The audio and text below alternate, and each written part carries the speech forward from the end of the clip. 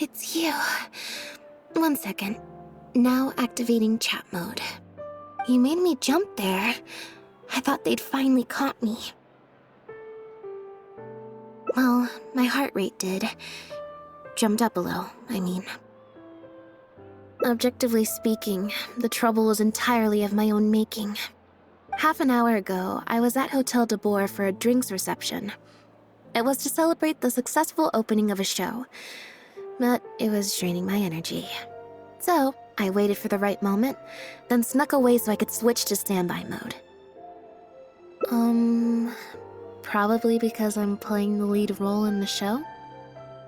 Is that so surprising? I'm always getting invitations to do solo performances. I just usually get Linny to write back and turn them down. But then came the Fontanalia Film Festival.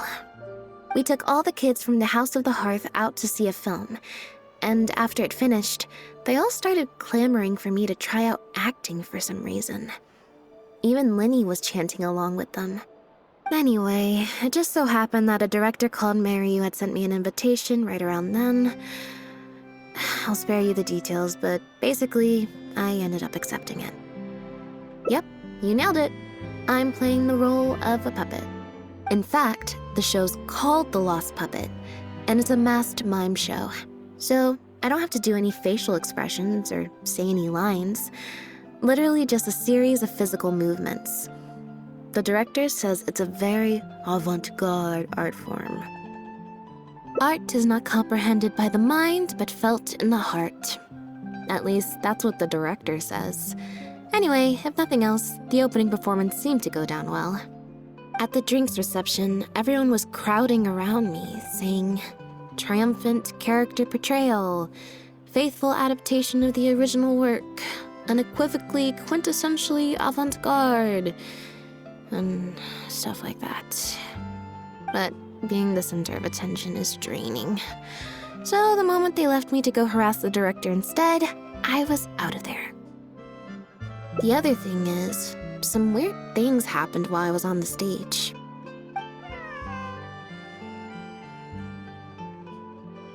Oh, sorry, Bonnie. I didn't mean to leave you out of the conversation. My bad. No, we just met. We bumped into each other right after I slipped away.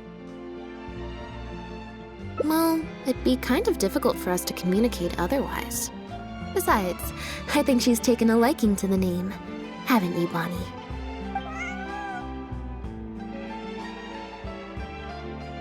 Yeah, that's right. Good kitty. We'll go find your owner soon, I promise. Nope. She's wearing a collar, and for the most part, she's pretty well groomed. If she is a stray, she hasn't been for long. Her stomach's been growling a lot. I guess she must have been missing for a few days now. As much as I'd love to hang out with her for a while longer, her owner's probably worried sick about her. Assuming she has an owner, that is. But the reception... I should probably show my face there again at some point, even if it's just to make excuses and leave again. Decision time. Well, I just find it exhausting, thinking through all the different ramifications of different choices and so on. That's more Linny's area than mine. So, unless it's something really important, I usually just leave the decision-making to him. It's fine. He got Fremine to make me a little something for just this situation. Poof! A phaetometer. It looks pretty over the top, I know, but it's essentially just a box of cards. He kept the design simple, so it'd be harder to break.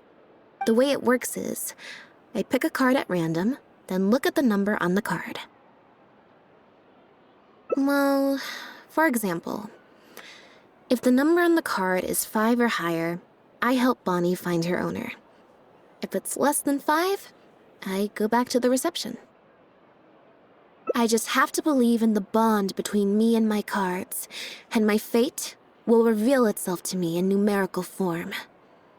At least, that's what Linny said. Anyway, I guess I'll give you a demonstration.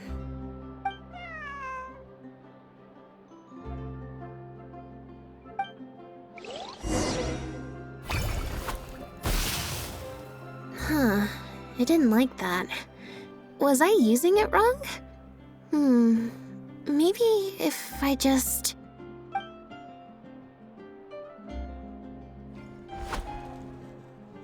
Clearly, there's some design flaws to iron out. I'll have to let Fremine know. Let's see... Which card did I get? 4. Well, the cards fell on the ground though, so I don't think it counts as fate. If you want to get the right answer, you have to let fate decide. Also something Linny said. So, to put it another way, if picking a card up off the ground is how to not leave it to fate, then that means it must be the wrong answer.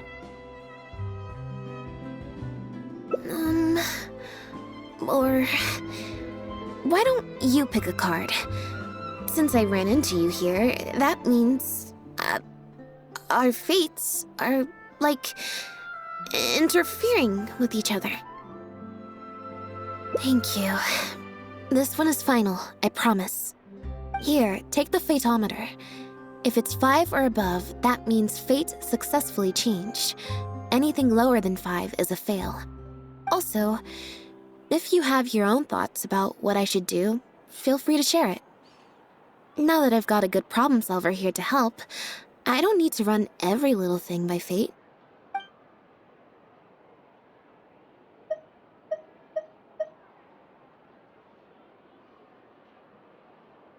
Huh?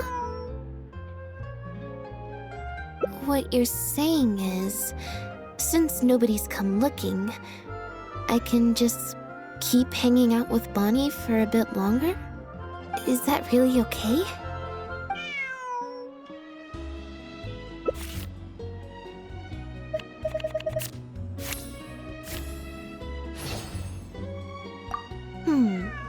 You make a good point. Okay, well, assuming Bonnie hasn't strayed too far from where she went missing, there's a chance we might bump into her owner in either the Steambird offices or the restaurant. So, stick around here in standby mode? Yeah, that suits me.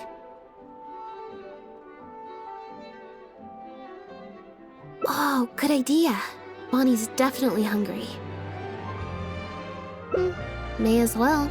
We could be here a while. When I was trying to find somewhere I could space out earlier, collect my thoughts, I figured the cafe might be a good shot.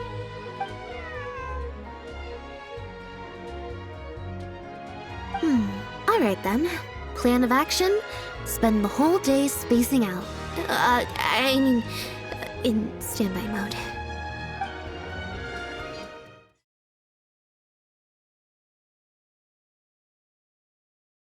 Alright. Then let's see where fate will lead me.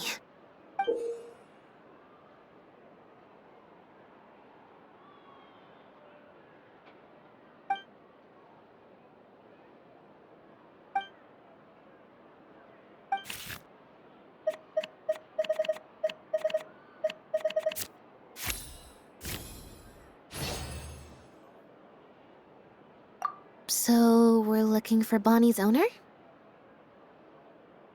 There's 20 cards in total, numbered 1 to 20. So there's only a 1 in 5 chance of drawing less than a 5. I should also mention, this time the cutoff was 5, but I just set that to wherever I feel like. To put it in perspective, I said I'd only do the show if I drew a 1. Fate can be pretty sneaky sometimes.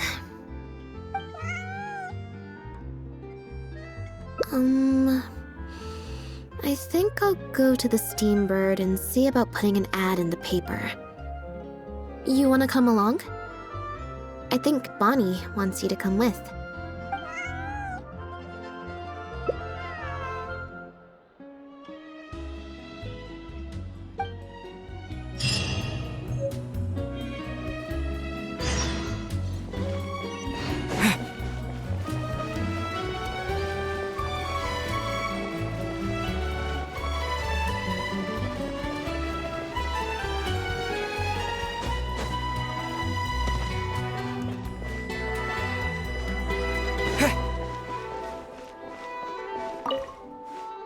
Every stupendous day starts with a steambird. Oh, hi Lynette. Hi Traveler. What can I help you with? I don't think so. Have you picked up a stray? Yep. If there's no commission to follow up on, could we post a notice about the missing cat instead? Why, of course. What a kind thing to do. Just fill out the form.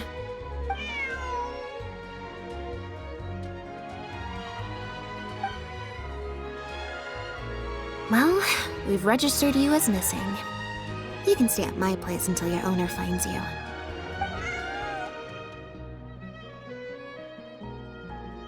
Also, I just wanted to say thanks for keeping us company for so long.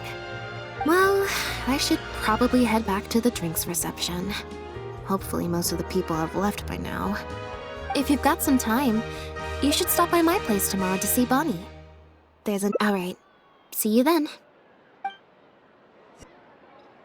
I believe this cat belongs to me.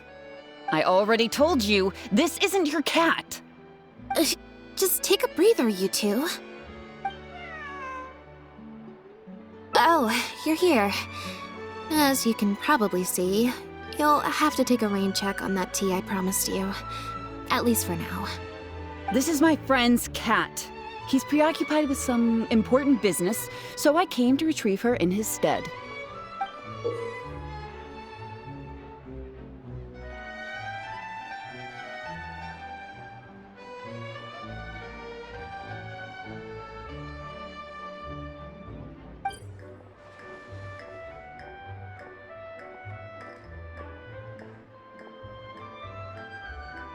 No, it's far more likely this cat escaped from the Humane Society.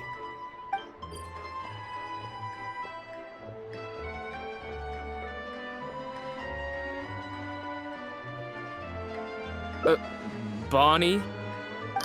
That's the name I've given her in the meantime.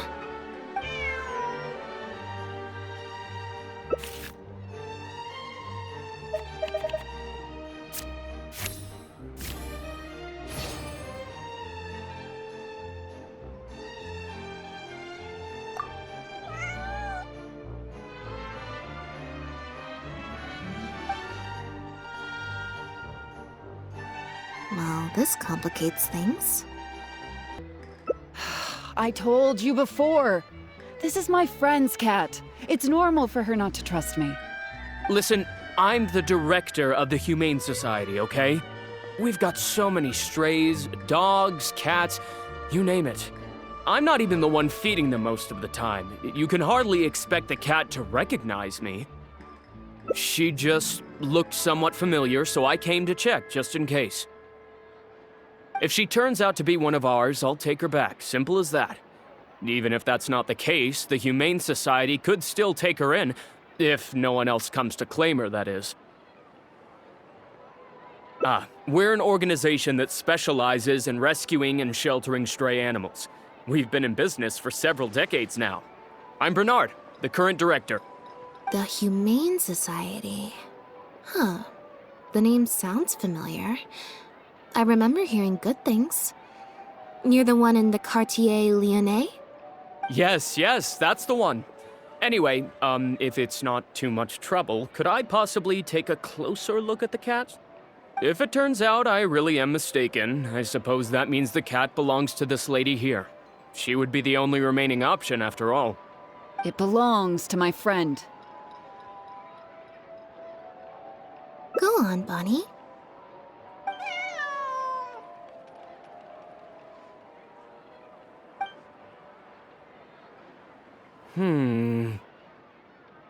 Oh, nope.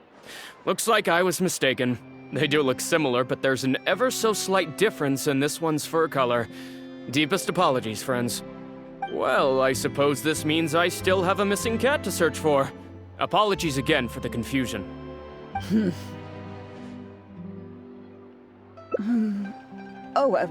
Yes, exactly.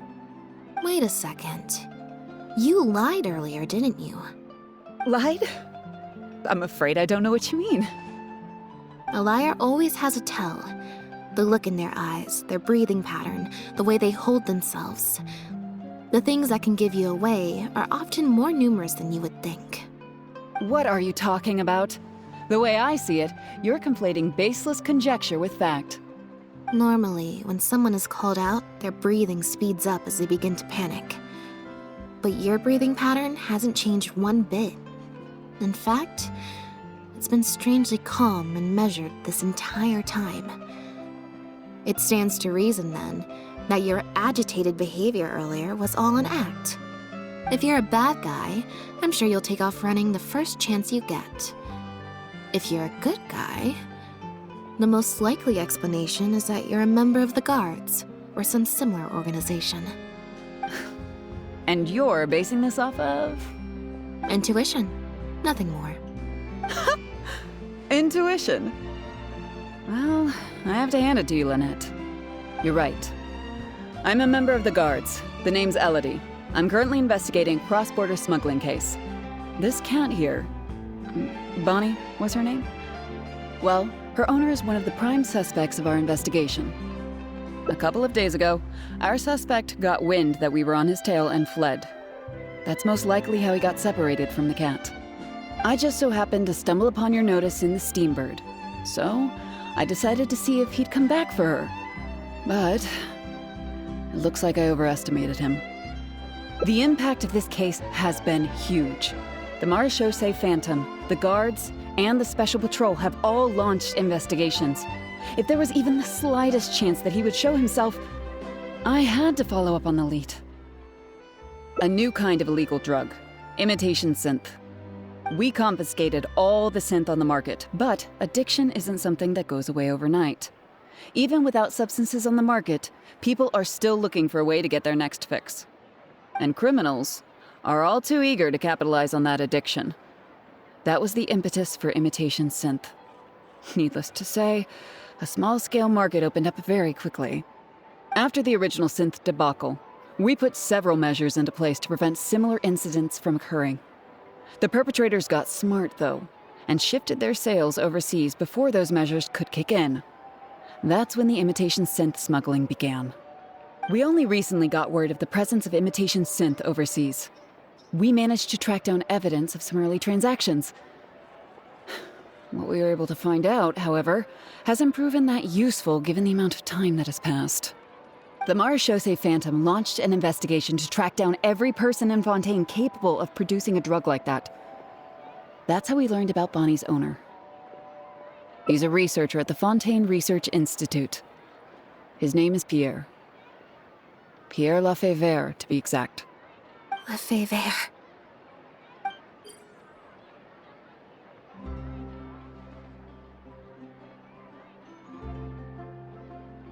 The Marechaussee Phantom found him in Poisson. In addition to the cat, he also had a pendant with him. At first, there wasn't much cause for suspicion. A search of his house didn't reveal much to go off of either. The Marechaussee Phantom very nearly left it at that. It was only later that we realized the coat of arms on his pendant belonged to none other than the Lefebvre family, one of the most infamous aristocratic families in Fontaine. Obviously, this discovery prompted a further investigation into Pierre. At that point, however, we discovered that he'd already fled. Now the Guards and the Special Patrol are all searching for him. That's not possible, actually. The Lefebvre family has been gone for a long time. Exactly. Many years ago, several important members of the family, including the Patriarch, were murdered by an assassin of unknown origin. From that point on, family's power and influence took quite the hit. The family is engaged in all manner of crimes. As you can imagine, there's no shortage of people waiting in the wings to take their revenge. And with the family severely weakened, they were able to do just that. Most of the remaining family members succumbed to sickness or hunger. The ones that survived are currently living out their days under a new identity. Pierre is one of those very survivors. He's been hiding away in the Fontaine Research Institute all these years. His true identity unbeknownst to all. Until now, that is. Well, my fellow guards have told me all about how smart and courageous you both are. And I know you possess a strong sense of justice. There could be a chance that Pierre, or one of his accomplices, might attempt to get close to Bonnie. Now that you've been briefed on the situation, I was hoping you'd help us keep a lookout.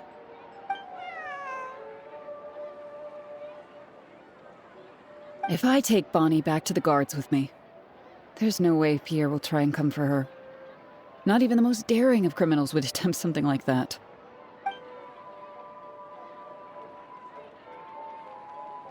I have to admit, I'm not holding out too much hope that Pierre will come back for her. But if there's even the slightest chance, then it's worth a shot. Well, I've got some other leads to follow up on. If Pierre does appear, please contact me right away.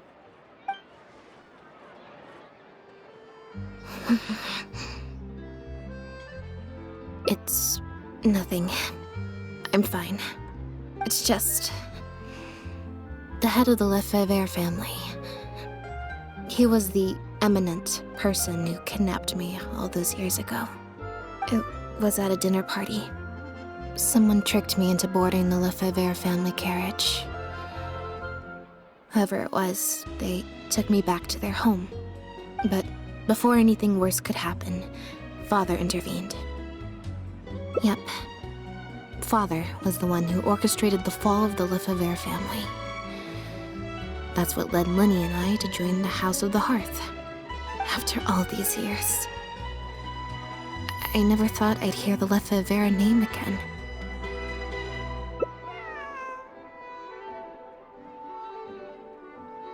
Don't worry about me. I wasn't feeling sorry for myself. I was just thinking about Lenny. He's been acting strange recently. He avoids me for days on end, consumes himself with some secret investigation, and then out of the blue pushes me to do that acting job. Thinking about it now, it's almost like the one I drew from that deck of cards was part of his plan all along. He must have asked Fermine to help him out. In any case, I know he's hiding something from me. He's really pulled out all the stops this time. It's very possible. I'm sure he tried to send me away because he was afraid it would bring up some painful memories for me. It wasn't necessary, though. Even after all these years, he's still as overprotective as ever. You'll have to help me teach him a lesson if we run into him along the way. Yep. I want to head to the Fontaine Research Institute to learn more information about Pierre. Just let me activate search mode and then we'll head out. Who knows? Maybe we'll run into Lenny along the way. A little bit of both, perhaps.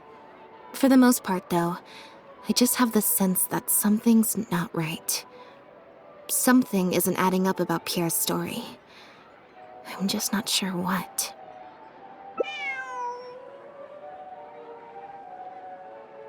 Okay, I'll write a letter explaining everything to the crew. Once that's done, we can head out.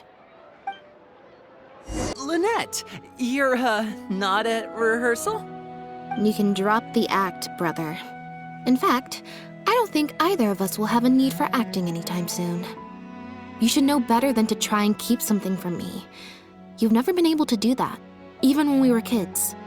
And that's why I tried to distract you with the masked mime show. But I guess you're just too good. Care to introduce us to your new assistant? This is Officer Shovras, captain of the Special Security and Surveillance Patrol. You may have met her already. Nice to see you.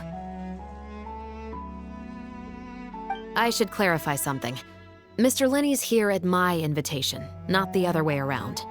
To borrow your expression, Miss Lynette, I suppose that would make him my assistant more than anything. We've brought on Mr. Lenny as a consultant in the past. He was instrumental in helping us crack a case involving a perpetrator who used magic tricks to commit crimes. I was hoping he'd be able to provide some valuable insight this time around as well. So you've heard everything then? That's exactly why we're here. There's always been questions surrounding the fall of the Lefebvre family. Some people even believe the House of the Hearth was involved. Whoever was behind it all was extremely cautious. they didn't leave a shred of evidence. This very fact, however, leads me to believe it was indeed the work of that harbinger.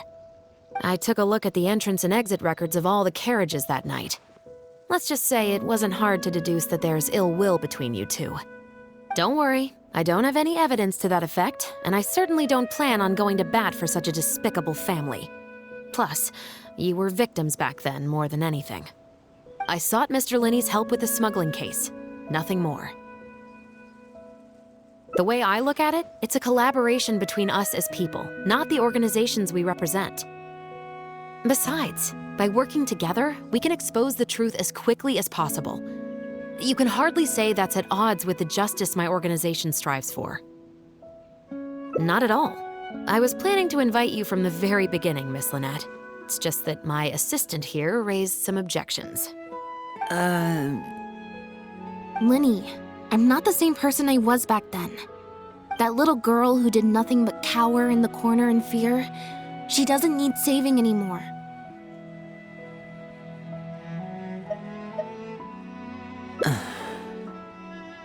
I'm sorry, Lynette. You're right. I let my concerns get the better of me.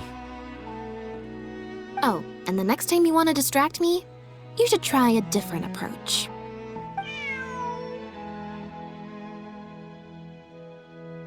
Who's this?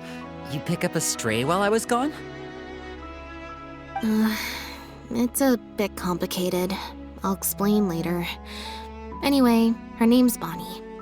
Well, if there are no objections, then I suppose the only thing left to say is, Lynette, Traveler, welcome to the team. It appears the Lefebvre family was very particular in their use of insignias and emblems. The family would use different emblems to mark differences in status, blood relation, and the like. In fact, the insignia that was discovered on the pendant was used to represent an illegitimate child. It's highly likely. That very status might have been what allowed him to emerge from the fall of his family relatively unscathed. It would also explain why he was able to assume a new identity as a researcher with relative ease. We discovered something interesting, though. After talking to some of his co-workers, it appears he pretty much works at the Institute in name only. He's practically been cast out. Apparently, Pierre was once addicted to synth. He tried to use the resources at the Institute to create a substance with a similar effect.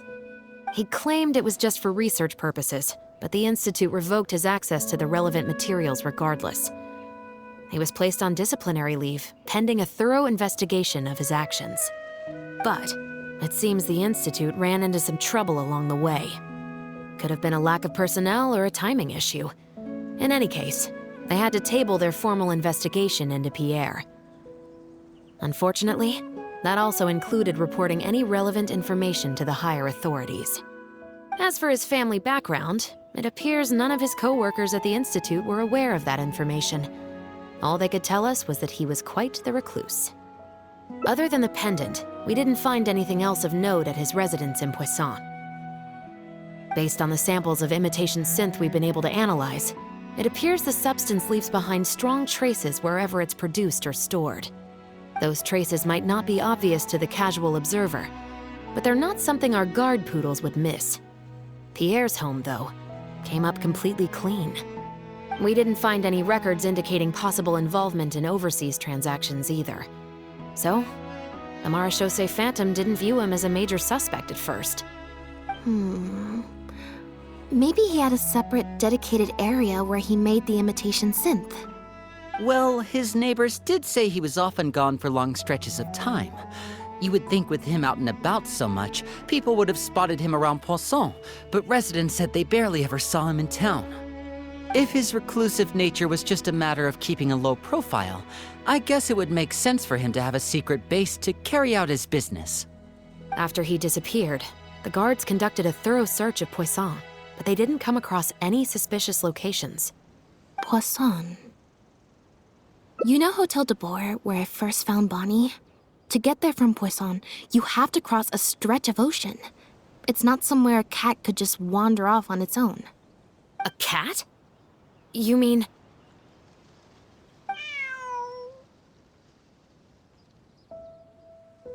Bonnie is Pierre's cat. Oh, that's right! When the Marechaussee Phantom first tracked him down, I remember there being something about a cat in their report. So this is her? From what we've learned about Pierre's habits, he doesn't seem like the type to venture out without a purpose. So what you're saying, Lynette, is that Bonnie couldn't have gone missing in Poisson. If that's true, then... Exactly. Bonnie might even know where it is. Wait, you think the cat can lead us there? But she's not trained like one of our guard poodles. How is she supposed to understand what we want her to do?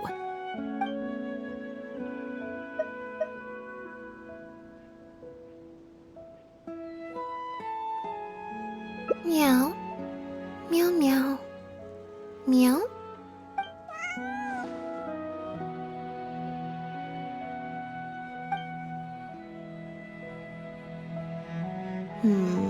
Near the coast, the beach, and beneath the cliffs. The place we're looking for is most likely north of the Court of Fontaine. Well, I've certainly never taken a witness statement like this before. Well, if it works out, maybe it's something worth getting used to. Cats and humans are actually pretty alike. When it comes to communication, most of what we want to convey can be accomplished through body language alone. But humans tend to rely too much on speech to ever take advantage of that fact. Of course, body language has its limitations. You're not going to be able to get across anything too complicated. The important thing is that we now have a lead. Let's try and find a place that matches the clues Bonnie gave us.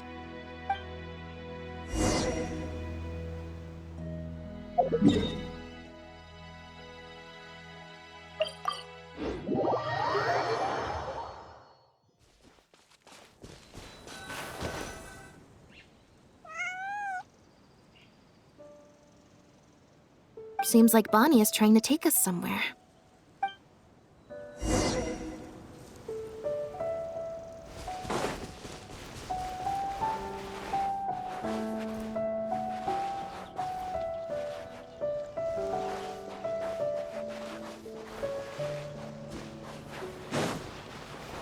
Gardemex ahead. Look out!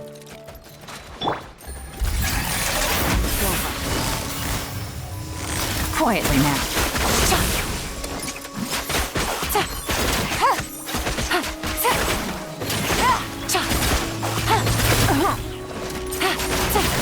Gotcha. This is order.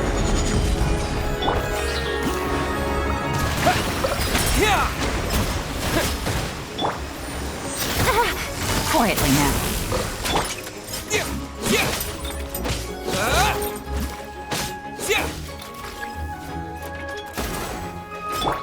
Fallen leaves, adorn my night! Wind strike!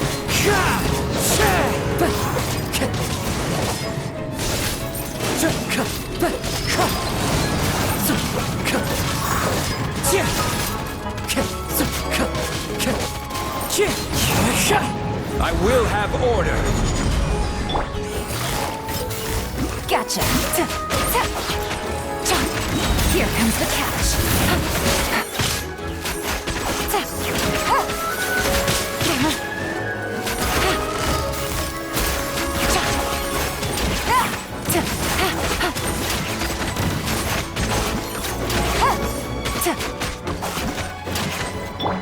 Go!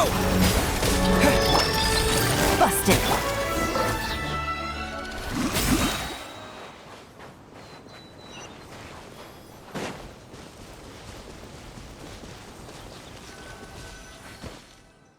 Wow, Lynette, you found this place so easily.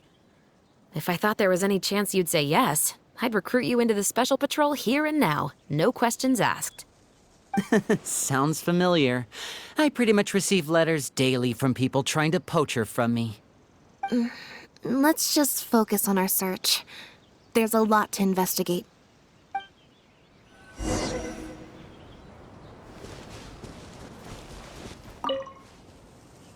Aha! Just as we thought. This is where the imitation synth was being made.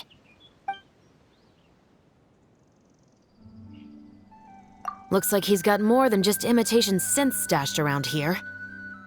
In addition to the raw materials needed to synthesize the substance itself, there's a large quantity of cleaning agents and a few drugs I haven't been able to identify. These cleaning agents are likely used to dispel traces of the substance, like its smell. The Special Patrol did some digging into imitation synth.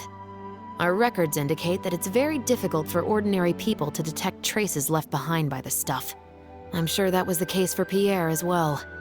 It must have taken a considerable amount of time and skill to ensure all those traces get washed away.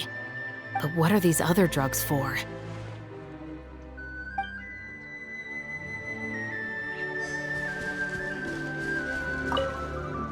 The material these bags are made of, it's quite rare. It's the very same, actually. Romaritime flower fiber. But there's something special about the composition of these bags. I took a closer look, and it appears they're not only waterproof, but also corrosion and leak resistant. Even the strings look specially designed to keep the bags closed nice and tight. I came across some bags made of the same material just now, but they were much smaller and thinner. From the look of them, they seemed far less durable as well. Very similar, actually. Normally, it would be easy for a guard poodle to sniff out the imitation synth, but if it was sealed away in a bag like that, it might be possible to elude detection for some time. But what could these big bags be for then? If the goal is to keep the imitation synth hidden and sealed away, these bags seem a bit too conspicuous.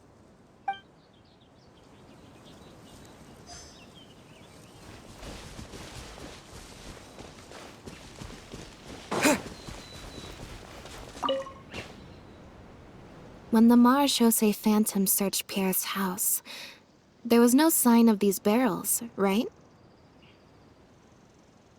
You're right. That doesn't seem like his way of doing things. How did he get them here, then?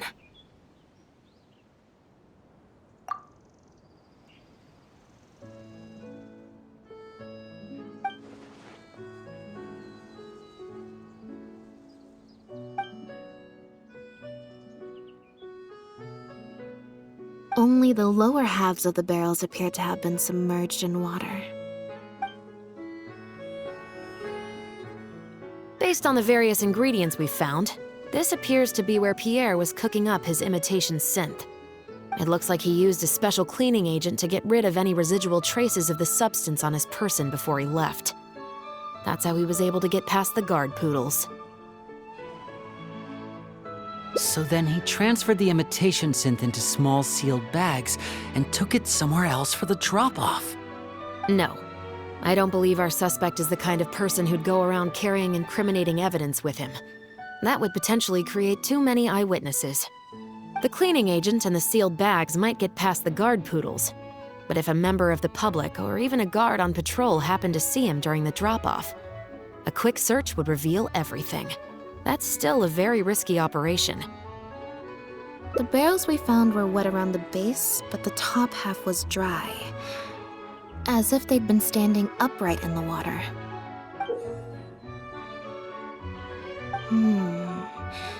If you put a barrel in the water, it will normally float on its side. Unless it's heavily loaded, in which case it'll sink.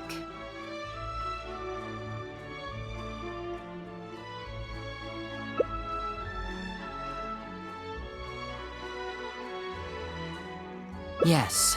With flotation rings around the body of the barrels, they'd stay upright in the water. And then he could afford to load them more fully. You think he used floating barrels? I suppose if he acted at night, when there are very few other boats around and visibility is low, it's a valid theory. We can't rule it out. But then, wouldn't the barrels be carried off by the waves or the currents? How would the person doing the pickup know where to look?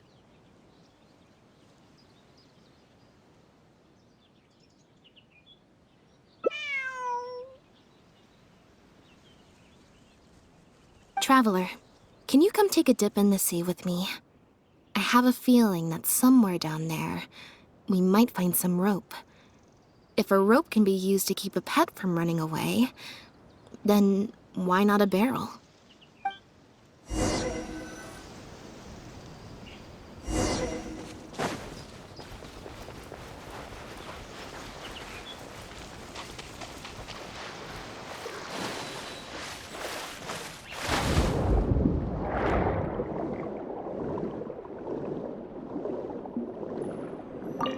The wreckage of a small boat?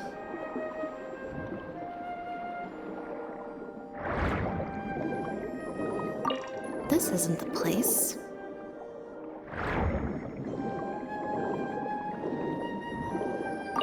This isn't the place.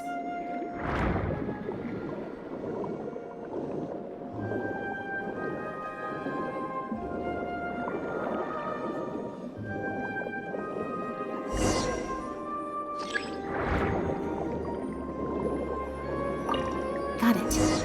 Time to go up and report.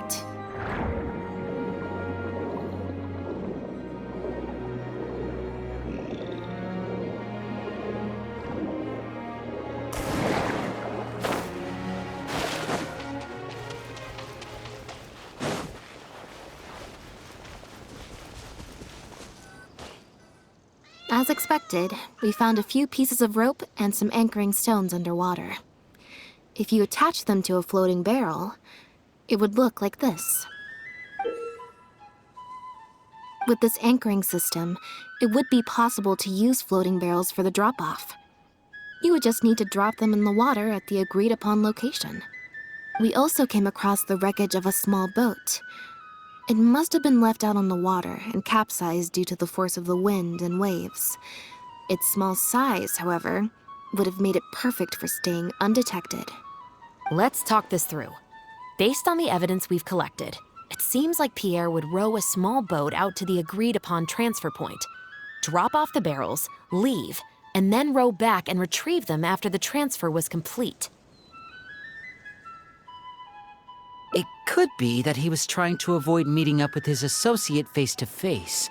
As one of the sole survivors of the Lefebvre family, maybe he was just used to that sort of elusive lifestyle. It seems like Pierre deliberately chose the floating barrel method so that the goods could be dropped off and picked up at separate times. That way, the two parties wouldn't have to meet each other. Well, if that's the case, they must not have a very close working relationship. Let's not jump to any conclusions just yet. Assumptions can be detrimental to solving a case. It's possible they were just trying to keep a low profile. Two boats sailing to the same location at once could be too conspicuous. The most important thing is that we can now confirm Pierre wasn't acting alone. The floating barrel drop-off system is proof enough of that. Let's say for now that he was only in charge of producing the imitation synth. That would mean there has to be at least one other person involved in the operation, likely in charge of transporting the goods across the border. Since we've determined that the goods were transported by boat, maybe we can track down some travel logs or something. We can certainly check the various ports for that information. It's possible, however, that Pierre's associate also used a small boat for the transport, and docked along the shore rather than at a large port. If that's the case, it's unlikely there would be any record left behind. Absolutely. Before Pierre disappeared, we made sure to investigate all sorts of outward-bound vessels. We also had port authorities keep a lookout for anything suspicious. Unfortunately, we were never able to find out how they managed to get the imitation synth across the border. You're right. Whatever vessel was used for the pickup, the person responsible for smuggling the substance out of Fontaine would have had to use a larger vessel for the actual transport. That's the only way they would be able to smuggle on a large enough scale to make a profit. They must have found a way to disguise the imitation synth to clear port inspections. Exactly. We can't let any opportunities slip through the cracks. Although, given the amount of ports that could be involved, we should probably split up. I'll run home and ask some of my brothers and sisters to try and dig up some information. I should also head back and update my platoon on our progress. I'll grab some reinforcements while I'm at it. Lynette, Traveler, why don't you head to Lumiduce Harbor and see what you can find out? All right. Come on, Bonnie. You too.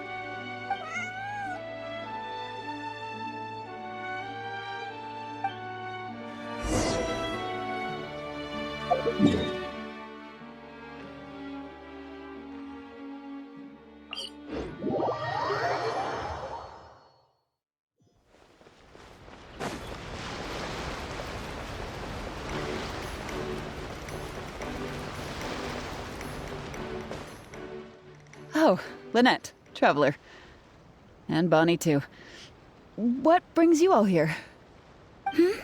Did something happen?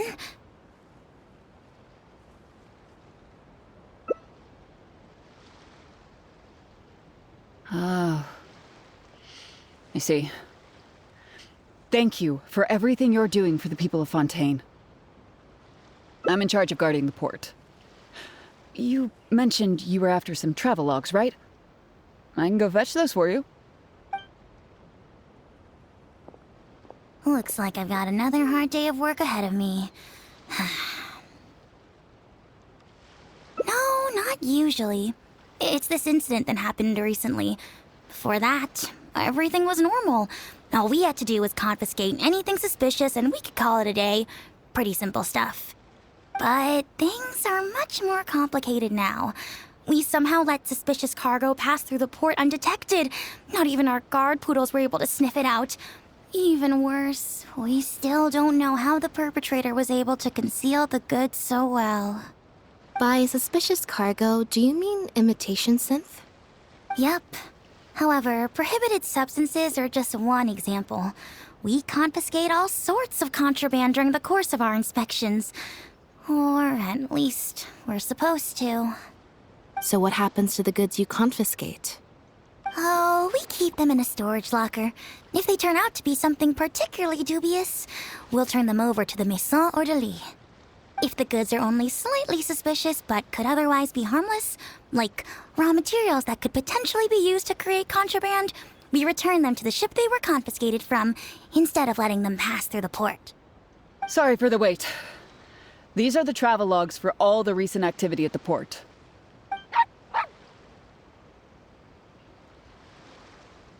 Oh, you brought Gerard with you.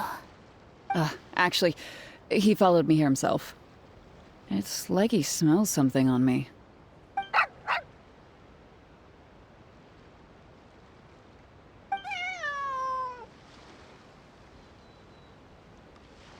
Huh. I wonder why Gerard is reacting to you two so strongly. Huh? We were so careful not to touch it, but we still ended up with traces on us. If it leaves a residue so easily, I just don't understand how the culprit was able to disguise the goods at all. Why don't you have a look at the travel logs first? All ships coming in and out of the port are recorded here, except for the ones the port authorities ride to and from work.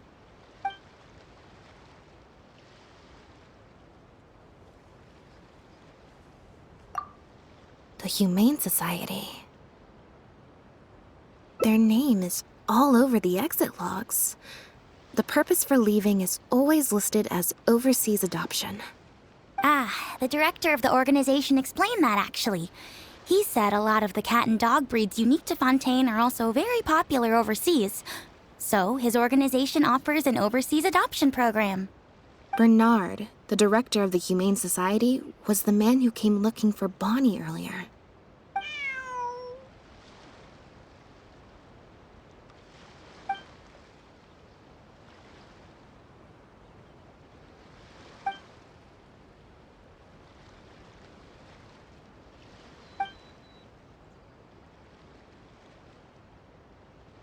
Have you figured it out too, Traveler? The way the criminal disguised the goods? When Bernard asked to take a closer look at Bonnie, he was actually checking whether there was any imitation synth in her stomach. Wait, what? The sealed bags we found at the secret base. They were specially made to be corrosion resistant. There were gaps around the lids of the barrels, and airbags were used to keep them upright in the water. Those drug shivers found at the secret base. She most likely didn't recognize them because they're not used on human beings. It's an anesthetic used on pets. The perpetrator must have given it to the animals. Pierre must have made the animals swallow the sealed bags full of imitation synth at his secret base. Then he stuffed them into floating barrels and left the rest to Bernard. The sealed bags combined with an animal's body odor would certainly be enough to mask the scent of imitation synth. During our inspections, we would have never thought to inspect the bellies of those animals for anything suspicious. Even if we tried to feel around for something, I'm sure it would be difficult to detect. Exactly. I bet Bernard even transported animals with synth in their stomach alongside ones without. That way, it would be even harder to say with certainty that something was amiss. She's probably in the clear. Otherwise, Bernard would have never left without her. I'm guessing he didn't know whether Pierre had already hidden the next batch of imitation synth before he fled. Just imagine. He sees the notice we put in the Steambird, and it turns out that one of the very cats he gave to Pierre for the smuggling operation is out in the open, roaming the streets of Fontaine. If Pierre had already hidden the next batch of imitation synth, then Bonnie would practically be living proof of their crimes. He would have had no choice but to go after her. So, that's why he came to find you and insisted on taking a closer look at the cat.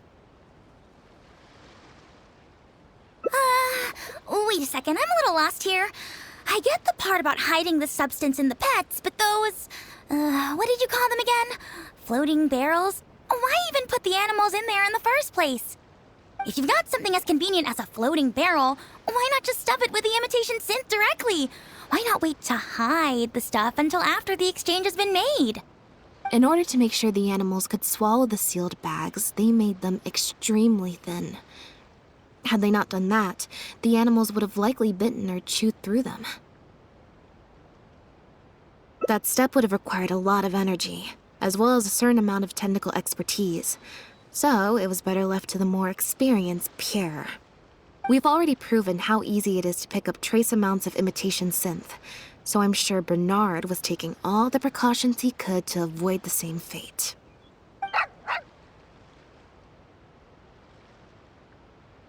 Okay, then let's head to the Humane Society right away and bring that guy to justice. I'll bring a Gardamek to speed up the process.